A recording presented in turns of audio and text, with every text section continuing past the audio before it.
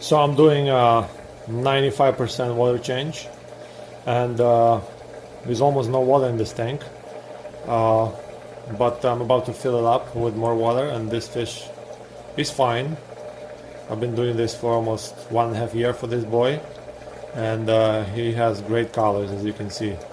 I'm gonna measure him. I measure him every 6 months to see the difference in his length, and he is actually growing up rather than in length, which is indication that this is a Costa Rican Dovii. However, I do see that his measurement of the back tail between the tail between the fin and the major body is a little bit long. I personally prefer this to be shorter, and so the fish looks chubbier and thicker this way. And the thing is that when the Dovii get old,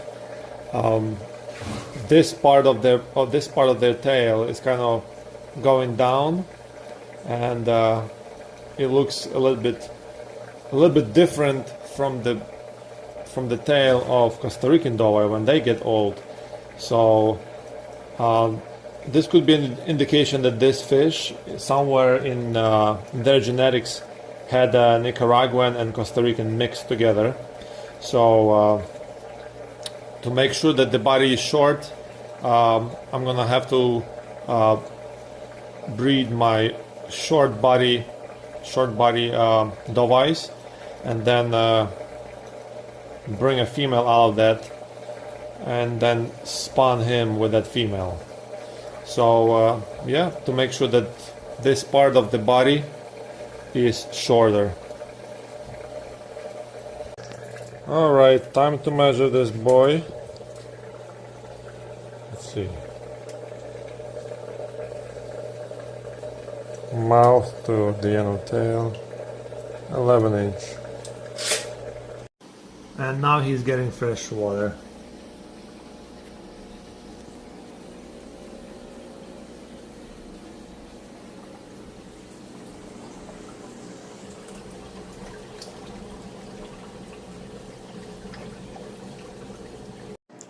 So I got bloodworms and branch shrimp combined for my Dovii, and this is usually good for smaller Dovii because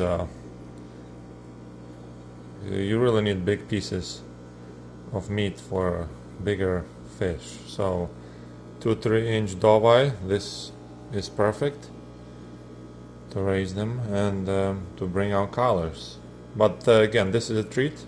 It's not everyday thing, because it will mess up their digestive system, and they need nutrients also from dry food. So I'm about to feed this guy right here, Costa Rican Dovii, and I'm gonna give him this much.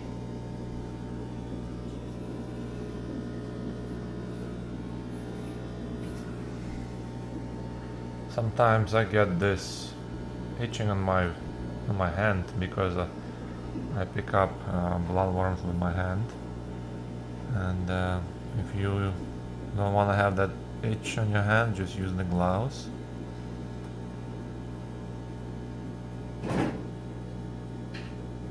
He's confused what's going on or what's falling down, but he's gonna smell it. He has no choice but eat it.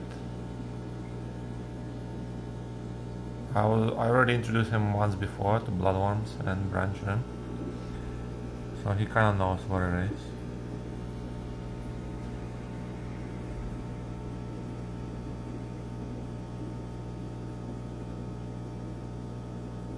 Spit out the branch shrimp, as you could see, but eventually he will eat it all.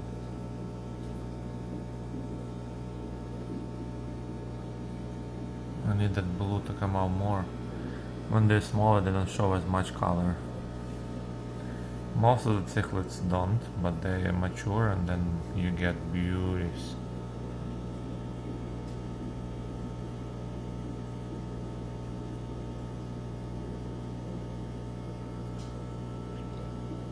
This is the next day after the water change.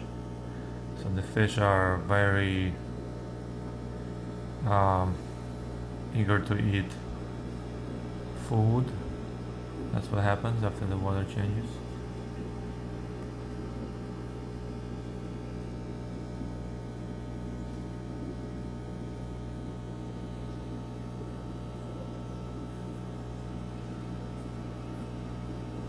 I'm using sponge filters in most of my tanks, in most of my smaller tanks, so I do water changes every 5 days, and I feed every other day. It's not an everyday thing, just to keep water quality better. The more often you feed, the more waste will be in the water, the more nitrates, the higher nitrates, the more toxic water will be. Cichlids can tolerate a wide range of pH and alkalinity and hardness, but they have specific needs.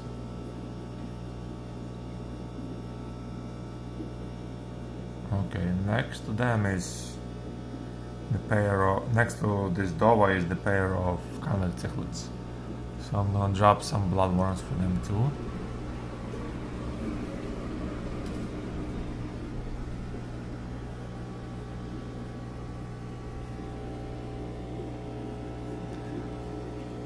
The female turns out to be pretty orange when she's about to drop eggs.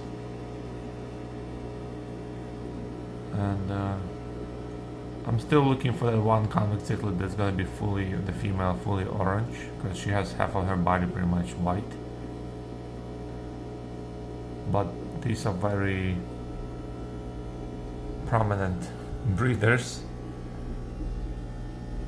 and to promote breeding in your fish, bloodworms help a lot. It's like conditioning pretty much. These guys will eat anything.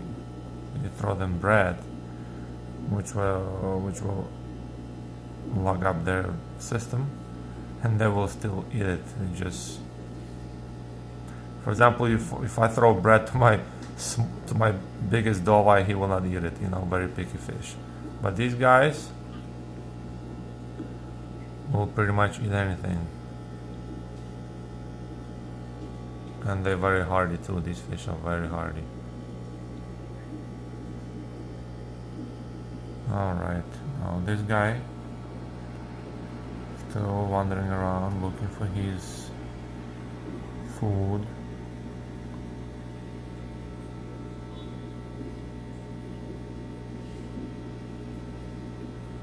So this was feeding off bloodworms and brine shrimp for the Costa Rican Dovii.